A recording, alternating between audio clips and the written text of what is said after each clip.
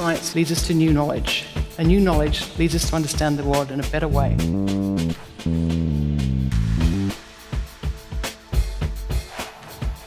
When we give nature a helping hand, its ability to help itself is truly remarkable.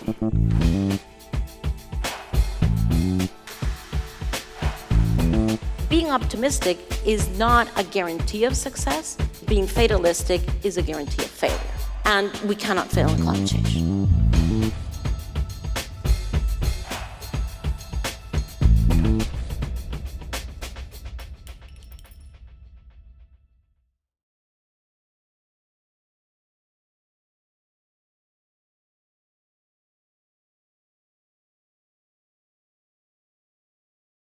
Good evening.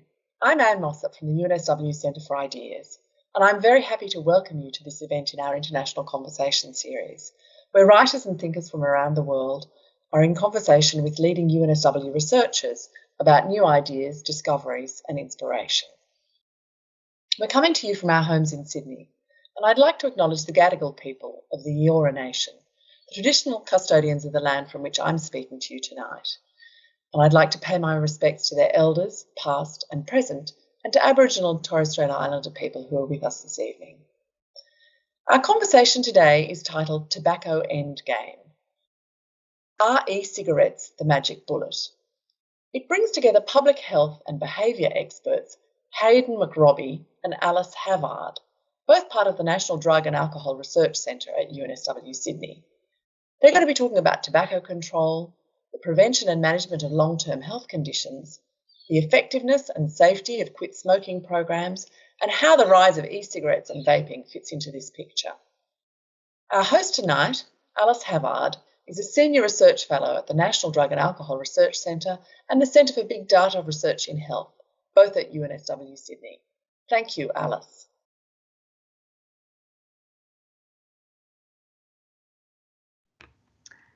Thank you, Anne. Hello and welcome to tonight's event, Tobacco Endgame, Are E-Cigarettes the Magic Bullet? Tonight's event is presented by the UNSW Centre for Ideas and the National Drug and Alcohol Research Centre, and I'm delighted to be joined by my colleague and leading health behaviour change expert, Hayden McRobbie, for this conversation. First, I would like to begin by acknowledging the Wangal people that are the traditional custodians of the land that I'm speaking on tonight. I would also like to pay my respects to the elders, both past and present, and extend that respect to other Aboriginal and Torres Strait Islanders in our audience tonight. To join the digital conversation during tonight's event, please comment on Facebook, use the live chat on YouTube, or send us a tweet. And don't forget to use the hashtag UNSWIdeas and hashtag EndArc. I'd now like to welcome from his home in New Zealand, Hayden McRobbie, Professor in Public Health Interventions at the National Drug and Alcohol Research Centre at UNSW Sydney, and Senior Medical Officer and Consultant in Lifestyle Medicine at Lakes District Health Board. Hayden is a practicing clinician and an experienced researcher with expertise in the treatment of tobacco dependence. A major focus of Hayden's current research are e-cigarettes, which is what we'll be talking about tonight. Welcome, Hayden. Kia ora, Alys, and thank you for having me. Pleasure. All right, well, perhaps we can start with you explaining for us what e-cigarettes are and how they might contribute to achieving a tobacco endgame. Well, look, maybe a good place to start, Alys, is just a brief mention of tobacco endgame.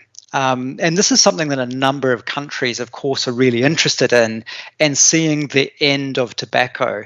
So reducing smoking rates to really low levels. In New Zealand, we're aiming here for less than 5%, but some countries are, going all out to get to, almost nothing.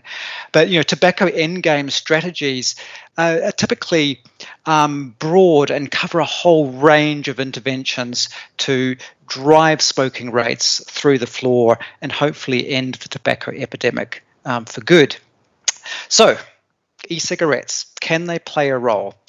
Well, I hope, over our conversation, we might explore some of these areas. But as you say, let me start off by explaining maybe exactly what e-cigarettes are.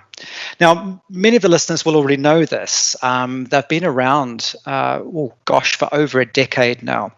And they're electronic devices So they contain a battery typically, a heating element, and they essentially aerosolize or vaporize is probably the more common language, a solution that typically contains a mix of things such as propylene glycol, vegetable glycerin, flavorants, and most commonly nicotine, although you can get e-cigarettes that are nicotine-free. I guess one of the main things is they've become probably the world's most popular smoking cessation aid. And a lot of smokers are using these as a way out of smoking. And I suppose that's their main contribution to the tobacco endgame. But overall, I think we have to look at what way they might help people out of smoking and balance that against the concerns that a lot of people have had with perhaps never smokers starting to vape, especially young never smokers starting to vape, and then going on to smoke. So we'll maybe explore all of those things as we go through. Sounds great. And can you tell us, are vapes the same things as e-cigarettes? And I've heard the term ENDS, and then there's this new IQOS thing from Philip Morris. Are we talking about all the same things here? Oh, really good point, actually. And I'll probably interchangeably say e-cigarettes, vaping. ENDS, as you mentioned, electronic nicotine delivery systems is another word for the same thing. IQOS, though, is different, and we're not going to cover IQOS tonight. That's a different product. So that's a tobacco product. It heats tobacco, and you can still inhale nicotine, but it's different from electronic cigarettes. So we'll leave that one aside and focus just on these e-cigarettes or vaping devices. Okay. And could you tell us a bit about the history of e-cigarettes? So thinking about when they first became available, what their intended use was when they were first introduced to the market. And also some of our audience members have asked whether tobacco companies are involved in the development or sale of e-cigarettes.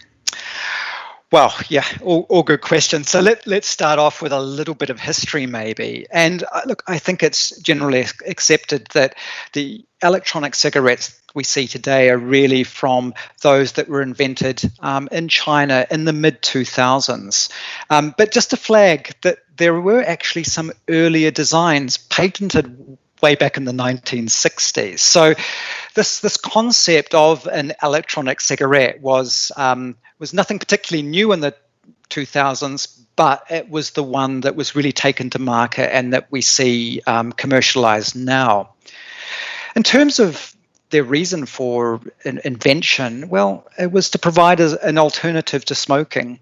I've even heard the sort of stories that e-cigarettes were invented for the Beijing Olympics. So to offer smokers something else to do, they could still get their nicotine fix, so to speak, but without all of the smoke that goes along with it.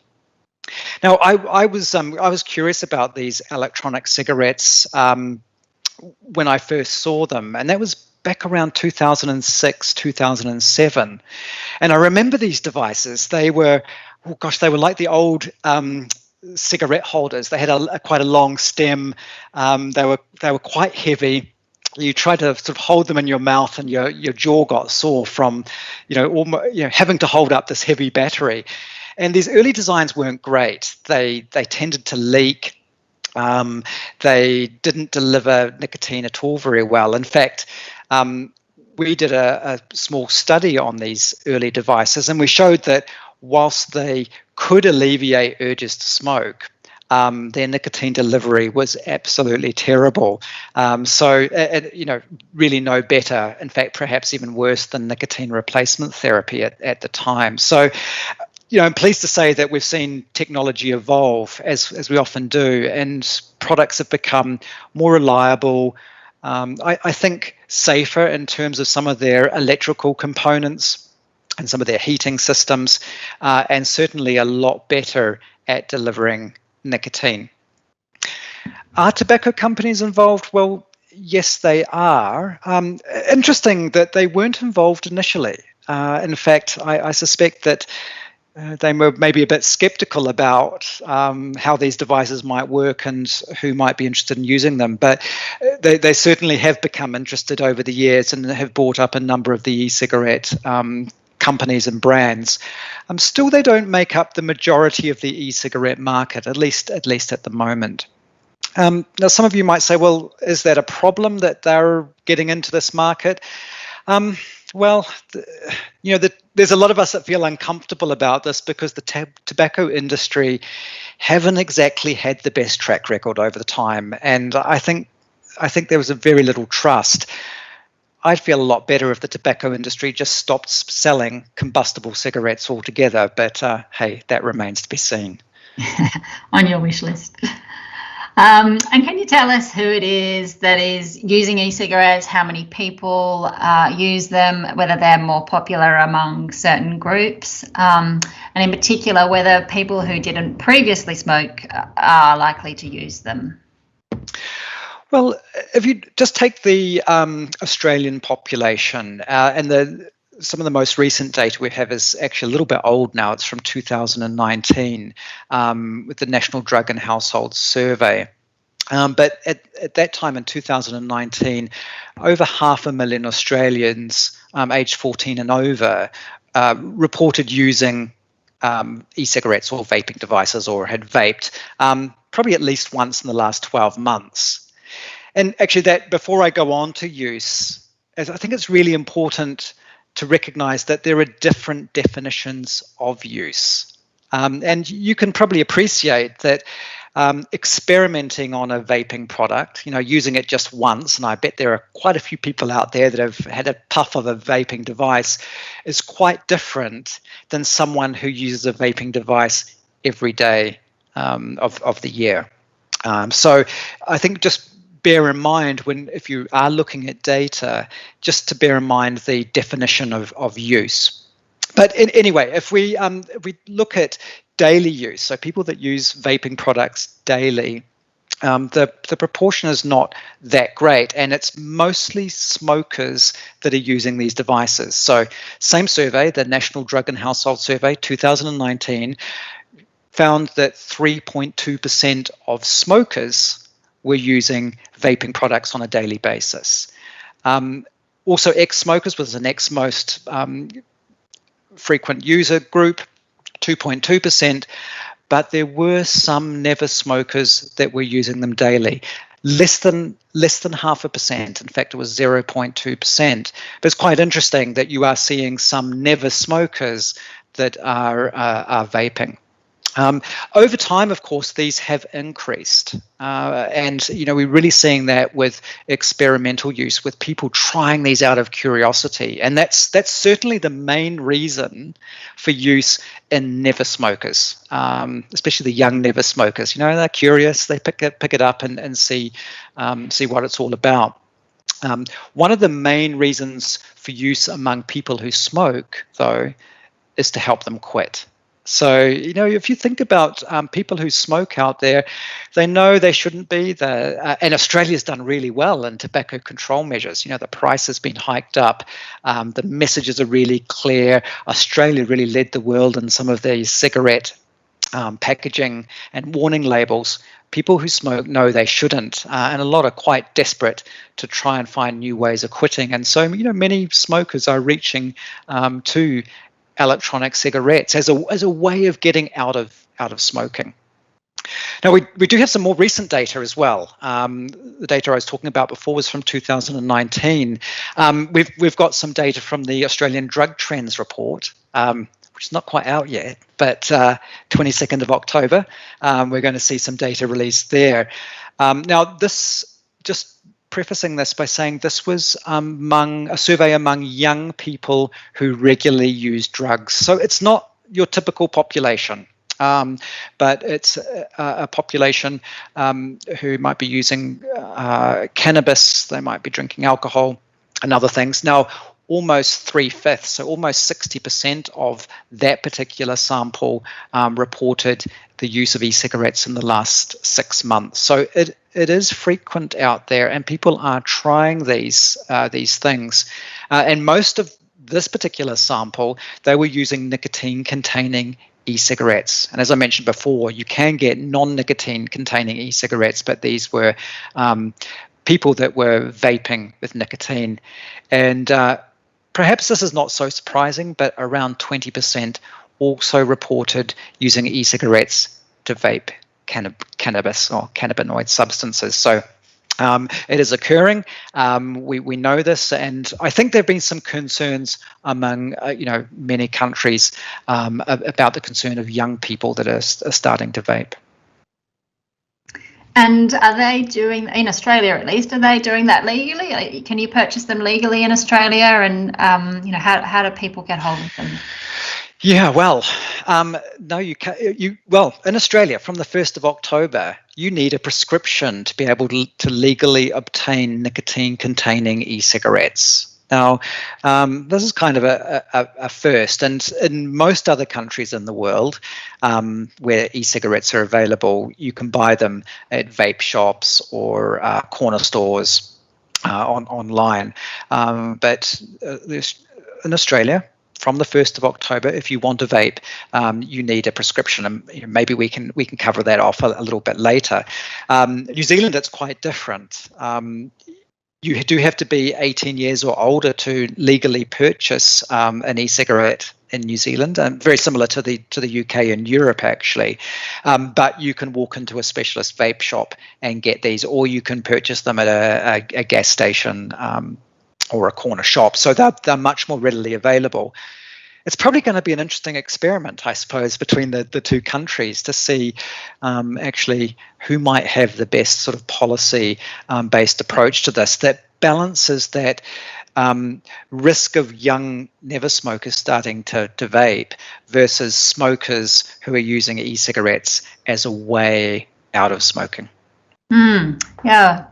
And can you explain to us a bit more how e-cigarettes can help people quit and how effective they are in doing that? Yeah, well, e-cigarettes provide nicotine. Now, for people who smoke, that's why they smoke. They smoke for the nicotine. They, of course, get ill from the other components of tobacco smoke. It's predominantly not the nicotine that's the main concern among smokers. It's the carcinogens that are produced when you burn organic material. It's the carbon monoxide that's produced when you burn organic material. Those are some of the things that cause the harm. That's why we use nicotine patches and nicotine gum in supporting people to stop smoking, because it replaces some of the nicotine that they would have otherwise got from their tobacco smoke. And in doing so, takes the edge off the craving and some of those other withdrawal symptoms. We all know perhaps family members or friends that have been quitting smoking, and they can get a little bit grumpy sometimes, and that's a really common withdrawal symptom. They also get a little bit forgetful or can't concentrate. People get mouth ulcers, they get constipated. There's a number of quite clearly defined withdrawal symptoms that people get. The good news is they don't last for too long, but like nicotine patches and gum and other things like that, e-cigarettes can help alleviate those withdrawal symptoms and so make quitting a little bit easier. I want to say, just want to reinforce though, it is a little bit easier. These are no magic cures. And although there is some data to show that e-cigarettes are more effective than your patches or gum at helping you stop smoking, still at best it's around sort of 20%, 1 in 5 people that would quit long term using an e-cigarette. And this just demonstrates, I think, how difficult it can be for some people, not all people, but for some people to stop smoking. And smoking plays such a big role in people's lives. It's your friend. It's there in the good times. It's there in the bad times. It can really help you out. And that's what people feel. It just sort of helps them out through those difficult situations. And relapse to smoking is one of these things that we just haven't quite cracked yet. So there's no doubt e-cigarettes can help people stop smoking. There's growing evidence for this. The Cochrane Review, in which I'm an author on, we keep taking the data as it comes along. We have a living review, so we're working on this quite frequently. And overall, the data support the use of nicotine-containing e-cigarettes for smoking cessation. And at the moment, they appear to be better than our nicotine replacement therapy products as well. How well they compare to some of the other medications for smoking cessation, we're not sure on yet. Okay. And is there a risk that people using e-cigarettes with the intention to quit end up switching to using the e-cigarette longer term? And, you know, would that be a better outcome, do you think, than just continuing to smoke in the first place? Okay, yeah, well, that's a good question. And I know a lot of, people sort of see smoking and vaping as almost in the same category. That they're not. They're quite different. Vaping is not smoking. And whilst we can't say that vaping is harmless, I know people say, oh, but vaping's safe. Well, I prefer to say vaping is less harmful than smoking. It's a comparative reduction in risk. And I don't think there's any doubt about that. Most of the major scientific reviews agree that vaping is less harmful than smoking. But it's that unknown risk of long-term vaping that maybe some people are still a little bit uncertain about. My clinical advice to people who switch from smoking to vaping is that as soon as you feel that you're not going to go back to smoking, aim to stop vaping as well. But you're right. Some people do switch to vaping and vape for quite a long time. Now, we saw that with nicotine replacement therapy, actually. And when I was working in the UK in big smoking cessation clinics, we did have a proportion of people that used nicotine replacement therapy longer term. And it was actually the people using the faster nicotine delivery systems. We had nicotine nasal spray. Oh boy, it's like squirting pepper spray up your nose. It's quite potent, but it works really quickly. And nicotine, high dose nicotine gum also works quite well. And people using those products were more likely to use them longer term. And so with e-cigarettes, they tend to deliver nicotine in a more efficient way. In fact, they're probably more closer to smoking than they are to nicotine replacement therapy. And so with that, better relief of withdrawal symptoms, more satisfying, people are more likely to use them longer term. And we found that actually in one of the large trials we did where, around 40% of people that were allocated to using an e-cigarette were still using them 1 year later, compared to around about 4% of those that were using nicotine replacement therapy. So there's no doubt that there is some long-term use that occurs. And some of my colleagues are certainly looking into ways in which we might help people eventually stop vaping as well. But that's a little bit of a black box at the moment. We're not quite sure what works best in that regard. Yeah, okay. And I suppose there's also potentially a risk that some people end up vaping as well as still using cigarettes. And I suppose that would be a bit of a problem. Yeah, and you know what? That's probably the most common scenario actually, is dual use, where people are smoking and vaping at the same time. And look, I just want to make it clear that to really get the health benefits, you need to stop smoking completely. And I know that people might dual use. They're using both for some time, and it does take a little bit of time for people to switch. But if you are vaping and smoking, really the best thing you can do is to aim to stop smoking completely, because that's where you'll get your health gains. If you're still smoking, you're still exposing yourself to a whole host of toxicants, and we know that actually there's very little gain in doing both. But some people, it's a journey, and that's a period of time where they might be doing both. But aim to stop smoking completely, and as I said earlier, eventually aim to stop vaping as well, as soon as you feel safe that you're not going to go back to smoking. Yeah. Okay, we have a lot of questions and sort of comments from the audience about young people, and in particular young people who never smoked and are starting to vape. Is this a concern in Australia, and why is that a problem? Look, I think it's a concern in Australia and in a number of other countries as well. I think we first saw this in the US, where a number of vaping products were pretty much promoted towards young people. And you did see these young never smokers starting to vape. Now, similar for young people starting to smoke, young people who were starting to vape were reporting because their peers were doing, their friends were doing it, or their family members were vaping, or they were looking for something for stress relief, and they found that vaping was a way out of that, and then they get hooked on vaping. We also know that those never smokers who start vaping are more likely to go on to smoke combustible cigarettes, standard cigarettes, than those who didn't vape. Now, some might say, well, look, yes, it's a gateway. It's a little bit difficult, though, to tease apart. We don't know for sure that these young people wouldn't have actually gone on to smoke combustible cigarettes anyway, regardless of whether e-cigarettes were on the market or not. But look, the bottom line is, if you don't smoke, you shouldn't be vaping. And I think perhaps some of our messages have been, well, maybe not as clear as they could be, that if you don't smoke and you start vaping and you get hooked on vaping, then there is this risk. And okay, we can't quite quantify what the health risk will be, but my view is, after many years of vaping, there's likely to be something in there. Our lungs were made for breathing fresh air, not vapor. So look, I don't think anyone wants young never smokers to start vaping, and I think there are some things that we can do. Have those brave conversations with young people. Talk to them about it.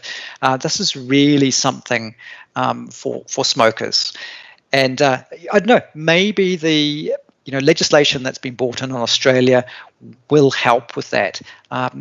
Time and experience will tell. Mm. And so on that note about these are really for smokers, that there've been a lot of claims that e-cigarettes are safer than smoking, which you have touched on already, but I wonder if you can tell us a bit more about the evidence behind those claims. Yeah, it's a really good question, and I see that quite a bit, where people are a little bit unsure, or maybe they feel that vaping is smoking. Now, what we don't have is long-term data yet. And if you think about the health risks of smoking, it took us some 50 years or so to realize those. And so things take time to evolve. So we may not see any health risks from vaping on its own for some time to come. And the other complicating factor in all of this, given that most people who vape are ex-smokers, they already have some risk that they're bringing forward with them. So, well, how does that help us? Well, we do have some other indicators of relative harm, or relative less harm in this case. So we have data from cell studies. So we take, for example, human respiratory cells, and we can take these cells and grow them in a lab, and we can subject them to fresh air, vapor, and cigarette smoke. Now, what we see is that fresh air is what your cells really want to be exposed to. Obviously, that's what they're used to. But more cells die when they're exposed to cigarette smoke than they do when they're exposed to vapor. So it's, again, a relative risk. Vaping is not harmless, it's just less harmful than smoking. We also have other ways to look at this. We can measure toxicants in humans. So our kidneys are pretty good at getting rid of some toxicants, and so you can measure toxicant in urine. You can also measure it in saliva and blood and other things. And what we see is that toxicant levels are lower in people who vape than in people who smoke.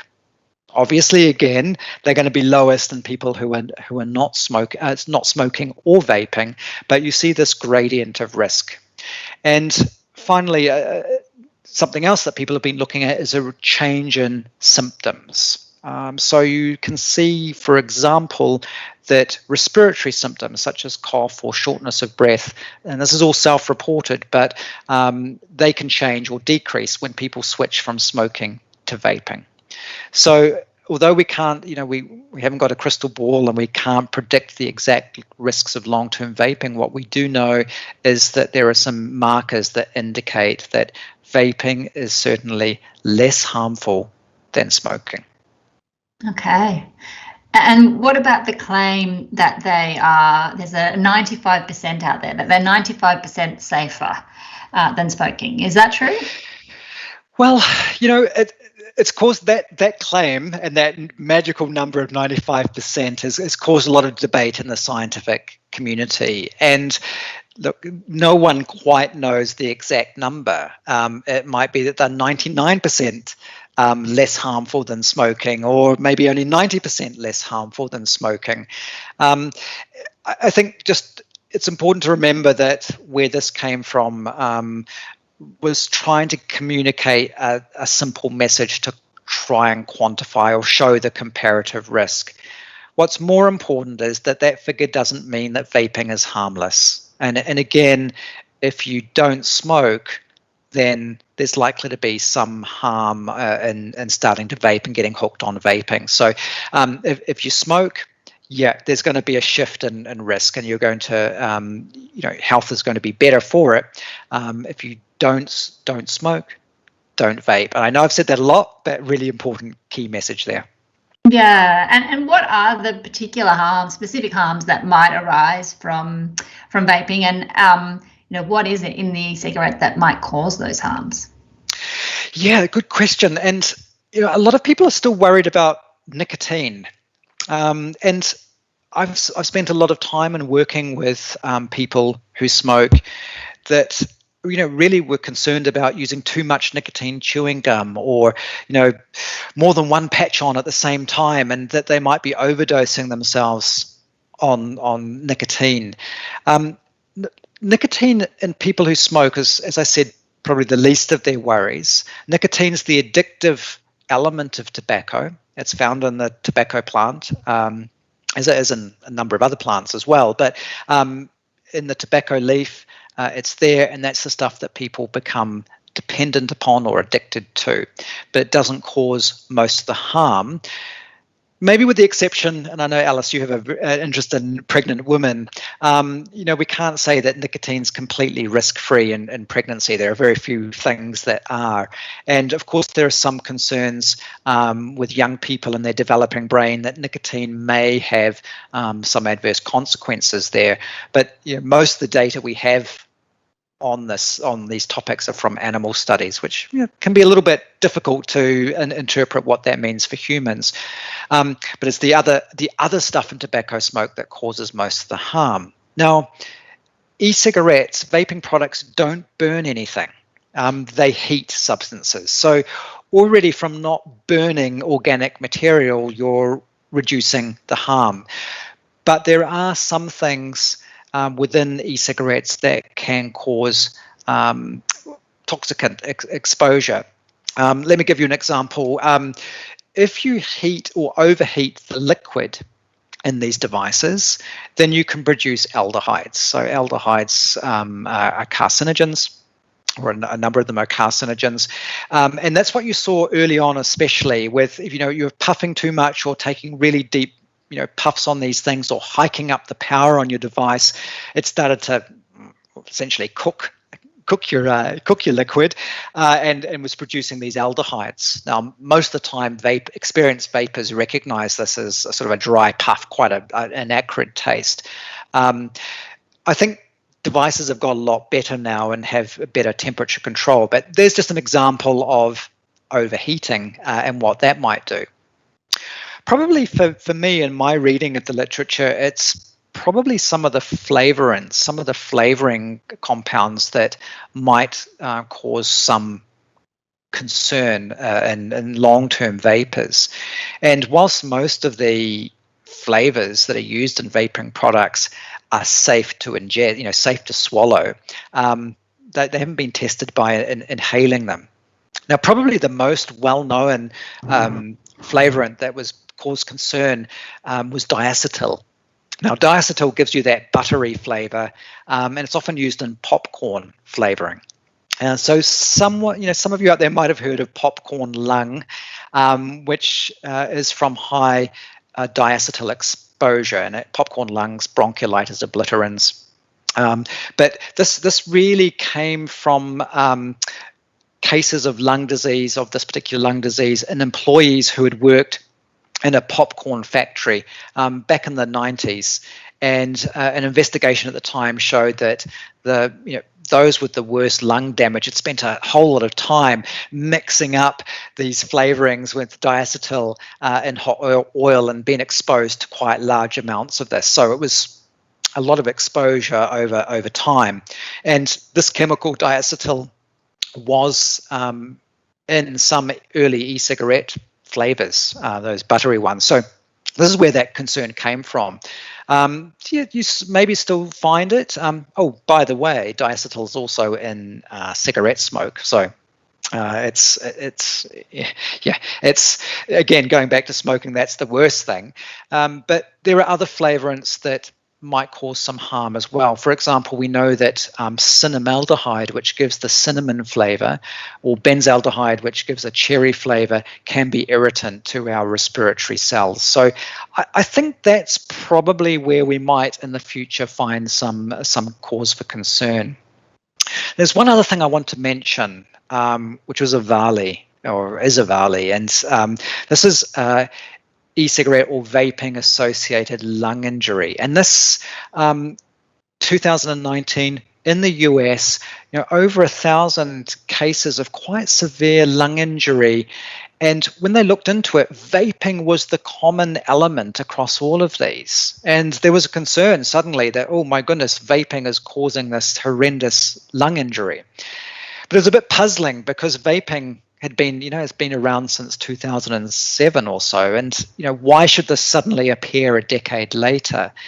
And some smart people looked into this and found actually that it was these severe lung injuries were linked to illicit cannabis products with vitamin E acetate actually that was mixed in with these cannabis products, and that's what was specifically causing these severe lung injuries. And I suppose it's a flag here that you can't just add stuff to things that you're going to inhale into your lungs. And that comes with risk. And if you are purchasing vaping products, then you really need to be looking for reputable sources, not some black market retailer that's selling you vaping liquid for $1 a bottle, because you don't know what's in there, and you really don't want to be inhaling just anything into your lungs. So look, I think we can mostly put the Havard cases behind us, but again, this is about proportionate risk, and there's still nothing as risky as smoking.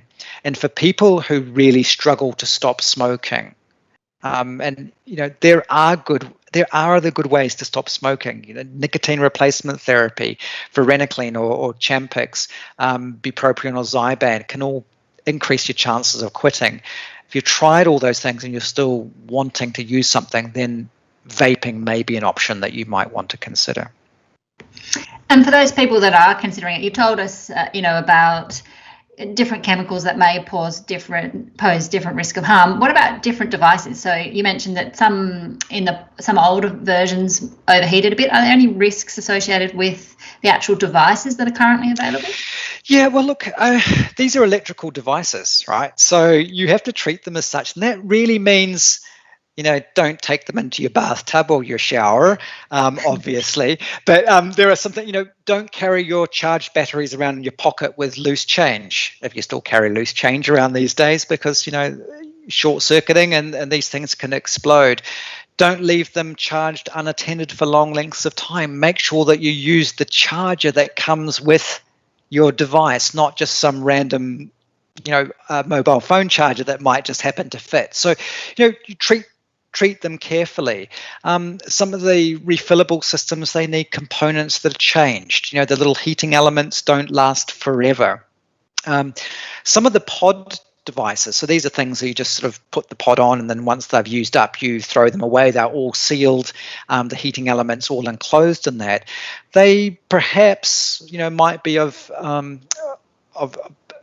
I'm not going to say safer, but they might be a sort of better quality in some aspects, in that they're sealed.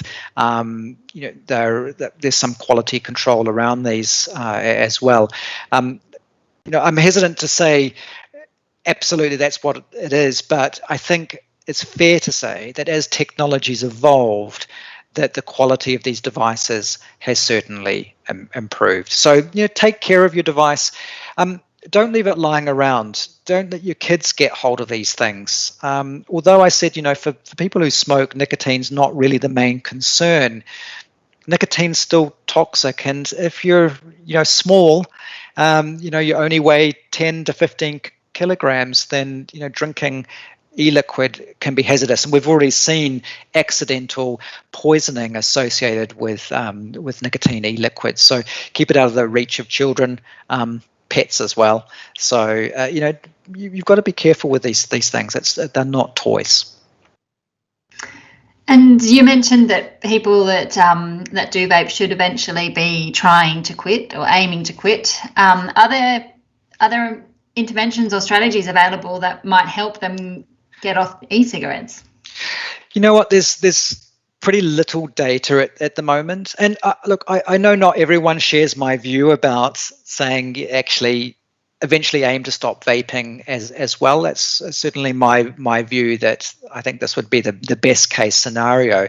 There are some data from the US suggesting that mobile phone-based programs, so text messaging programs, can help young people to stop vaping. And these are mostly behavioural support that get people to think about strategies to help them reduce how frequently they use vaping products. Others like to cut down the strength of nicotine that they're using over time. And I think that's probably likely to work for some people. On the flip side of that, often what we see is when people reduce the concentration of nicotine, especially if they do it too early, they end up compensating. So especially when you're a smoker, you're used to getting a certain amount of nicotine out of your cigarettes. You switch to vaping and you can satisfy that need. But if you reduce your nicotine content or start on a dose that's too low, then you can end up compensating. And by doing that, you're taking more frequent puffs, you're taking larger puff volumes, you're churning through the liquid much faster, and actually you might be exposing yourself to more toxicants in that. It seems a bit counterintuitive, but that's the case. So you need to make sure you're getting enough nicotine, but some of the strategies of just thinking about, well, maybe extend the time period between vaping. Anecdotally, some of my patients have said that it's been easier to give up vaping than it's been to give up smoking. And, they don't panic when they leave the house without their vaping device like they would have if they left the house without cigarettes. So although that, you're sort of transferring dependence from one to another, it does appear that vaping is perhaps a little less dependence producing than tobacco. But look, we'll have to watch the space in terms of vaping cessation interventions. There's not a lot out there already. Some other data suggests that nicotine replacement therapy, your nicotine chewing gum, for example, might be helpful. Some researchers are looking at Champix, varenicline, to help people stop vaping, but currently they're pretty small trials, and we'll just have to wait and see. Okay. Well, we're coming to the end of the time available, and I think we've covered a lot of ground. So I'm wondering if you might sum up for us and tell us how you think the benefits of e-cigarettes weigh up against the harms, and whether you think they're going to play an important role in ending the tobacco epidemic. Well, look, to end the tobacco epidemic, we really need a whole host of different strategies. I don't think there's just one single thing that's going to get us to where we want to be. Does vaping have a role to play? Yeah, I think vaping does have a role to play. And for people who want to quit smoking and they've tried everything else, this may offer a way out of smoking. But it's no magic cure. I'm afraid there's nothing as good or as enjoyable as smoking. So, be prepared for a little bit of hard work in making that switch. And this, you'll need to see your GP. You'll need to get a prescription. You might have to try some different strengths and different flavors until you find something that you like. And that takes a little bit of effort. It's unlikely to be just picking up a product and away you go. So be prepared for just a little bit of work with that. Balancing that, the benefits of helping smokers to switch and reducing the harm, we've got to balance against the potential of never smokers starting to vape. And I think that's where we've got to try and find that sweet spot, if you like, where you give people access to vaping products, people who smoke, you give them access. You don't make it too hard. But you don't make it too easy so that other people who don't smoke can access them and start using them. And I think part of that too, there needs to be some good, clear messaging around relative risk. We're not saying that e-cigarettes are safe. Safe sort of implies this 100% safe. It's all great. There's likely to be some long-term risk involved in using them, but for smokers, that risk is many, many times less than continuing to smoke. So, give it a go. We've NDARC has a trial running at the moment. You can check that out on the NDARC website, projects page, the Quit Smoking Study. Have a look. It's testing out a vaping product versus nicotine replacement therapy. If you're smoking and you might want to try something else, then maybe that's something to give it a go.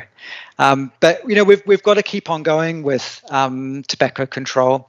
We certainly haven't beaten it yet. There's still far too many people who are smoking, who struggle to quit, who are finding it financially challenging with the price of tobacco.